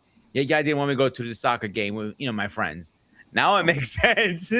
They get brutal. This is why I don't talk sports with a lot of people, because I seen people sober get in fist fights saying, "Oh, the Jets versus the Giants," or I hate Eagles. Oh well, again, go to a Giants Eagles game, there's going to be something going down always. About football, yeah. Is American football the same as rugby but different?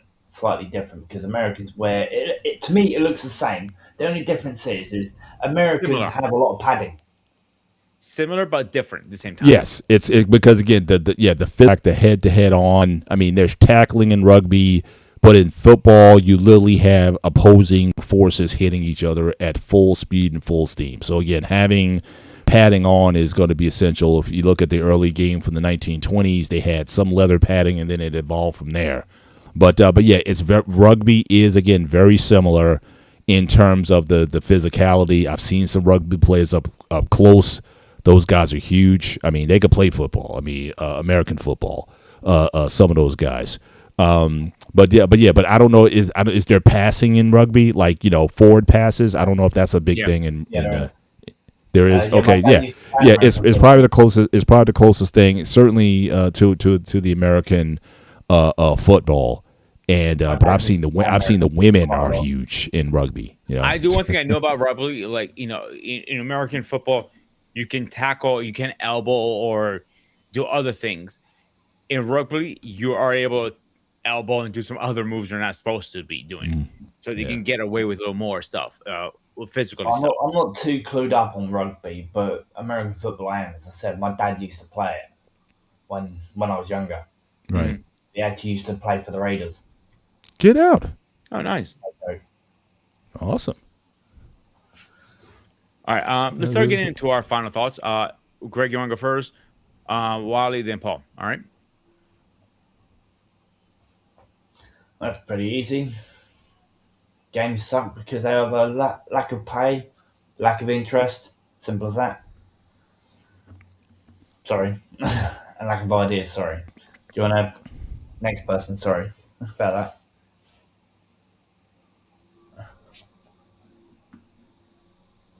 Wally. Sorry about that. I mean, ultimately, all in all, I mean, we talked about the topic of why games suck today, but there wasn't really no overall consensus of where was this, idea or commentary was really coming from. I mean, again, if you feel like games suck these days, I guess that all depends on what side of the spectrum are you looking at. Is it storytelling? Is it something else? Because again, if you're Street Fighter, Mortal Kombat, Call of Duty Online, however it is, you're not caring about that at all. You're more than just caring about just playing the game and the maps. Granted, I mean, some people may not like certain maps or certain areas of how they play and compete. So one way or another, but honestly, all in all, give or take, like somewhat what I heard Paul said, more likely this could be on the storytelling side for those people that play that. And if it is, hey, it is what it is. Not most of these games are built on an actual series anyways, in most cases. So, hey, but other than that, good show.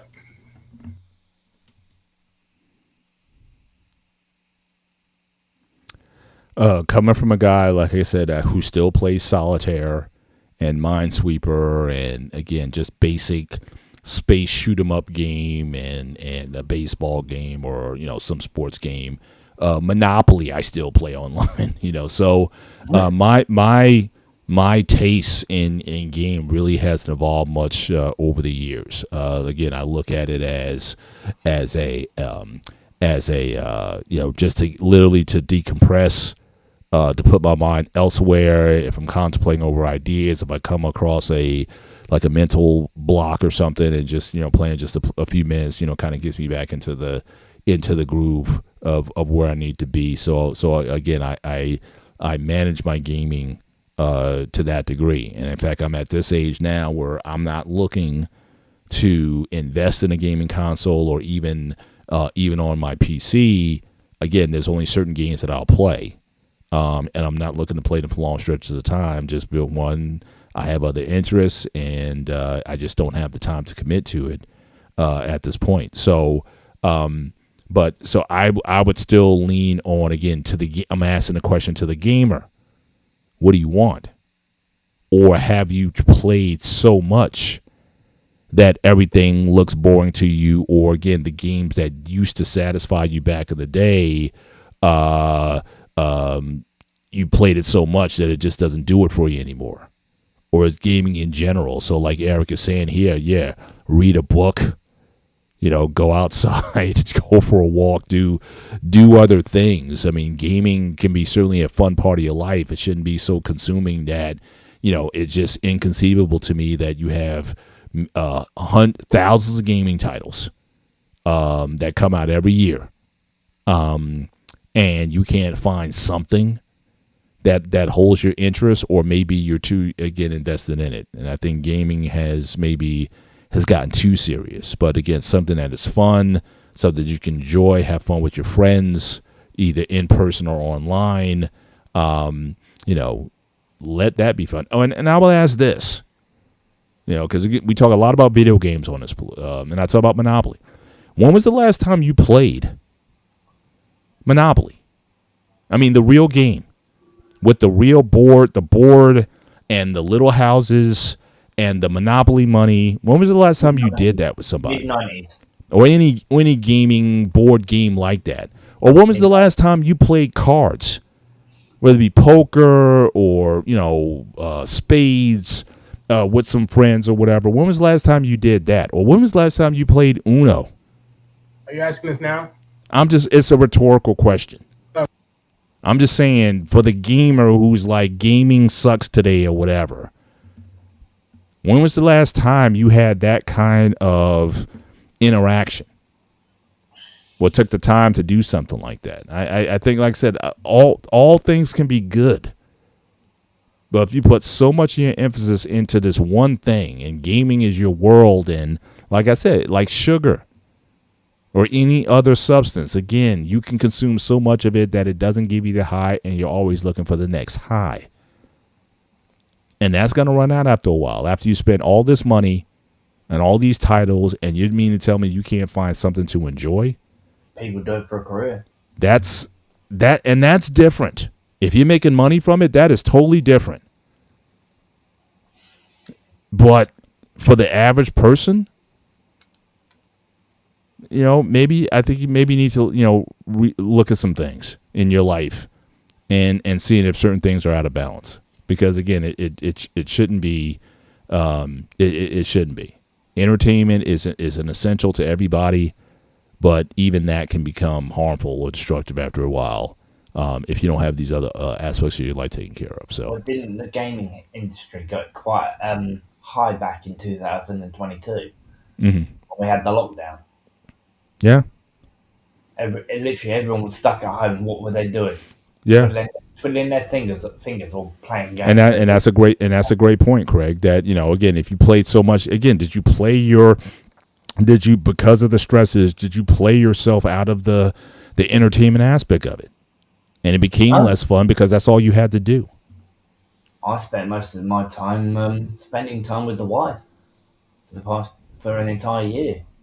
I was sitting there watching movies. We were finding things to do together around the flat, even if it was just making things up or even decorate the flat. Do you know what I mean? Yeah. And some people broke up during the pandemic also. But again, it depends on what are you putting into your relationship. So, but good point, Craig. I appreciate that. That's all I got. So, Paul, I'm going to answer your question. When the last time I played a card game? Over the summer, to be honest with you. Because CQ is a big board game person, and we always play some kind of board game. Like, if, let's say when I was over your house, you threw out Uno, I'll play it. Over the summer, I played it. I actually enjoy playing those kind of games sometimes. Yeah. So, my personal opinion is the stories are not built correctly. They rush them. They don't keep time to marinate. If you have production that is only 3 years, to me that's a rush production. Now, if you had 4 or 5 years, maybe 6, yes, now you have time to work on the story better. Same thing on movies. They don't have enough time to build the story correctly. This is why the old school games are sometimes better. During the pandemic, the retro games market blew up, and it's still pretty hot right now. Everybody's buying the retro stuff now because they want the old memories back. Yeah, but for sure. Let's get into the schedule really fast. All right, so tomorrow we're having a call-in show on the gray area. So I'm gonna make a official call out to every single person on here. Oh no! Not you, dum dum. What? Listen, UK numbnuts. I am calling every person who's subbed to me today. If you had a problem with any gray areas we did in the past, this is your chance I'm unsubbing. Speak up. I wish your wife was around so she could stop you from me. If you have something to say, you always talk smack on the keyboard. This is the time to talk smack in our faces. Right, Paul? There you go.